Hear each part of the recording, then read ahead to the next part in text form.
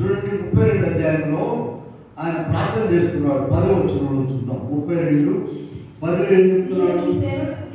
నీవు నీ సేవకునికి చేసిన సమస్తమైన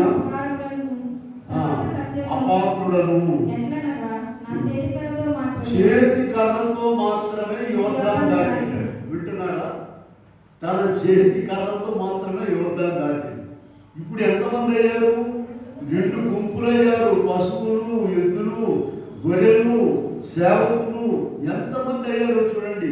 11 మంది పిల్లలు పుట్టారు. ఎంత గొప్ప ఆశీర్వాదము చూడండి.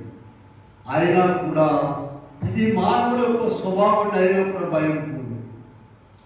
పక్కన సర్వశక్తిమంతుడు ఉన్నాడు, ప్రార్థన చేస్తున్నారు, ఎన్నో వేళ్ళు చేశాడు. పూర్వకాలంలో సున్నాగా ఉన్నాం మనము, ఇవాళ గొప్పగా ఆశీర్వదించాడు, దేవుడు ఆశీర్వదించాడని చెప్పరండి. మళ్ళీ భయం, ఈ ఏడుకుంటారని. యేసు ప్రభు కాబట్టి ఇది నా బోధ కాదు, నా శక్తి కాదు, అన్ని తండ్రి అని చెప్పాడు. ఆయన అంత గొప్ప శక్తి ఉంటుంది. మనం అలా చెప్పగలమా? పూర్వకాలంలో మాకు మంచాలు లేవు, కంచాలు లేవండి, భోజనాలు ఇప్పుడు దేవుడు ఇచ్చాడని చెప్పగలమా?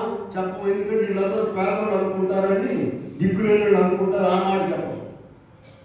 వీళ్ళారా క్రీస్తు ప్రభు నమ్ముకున్న వారి యొక్క ఆయన పని ఏంటంటే ఉద్ధరించటము. గొప్ప స్థితిలో తీసుకెళ్తాడు. ఎవరైనా నువ్వు సరిగా పట్టుకుని ఉంటే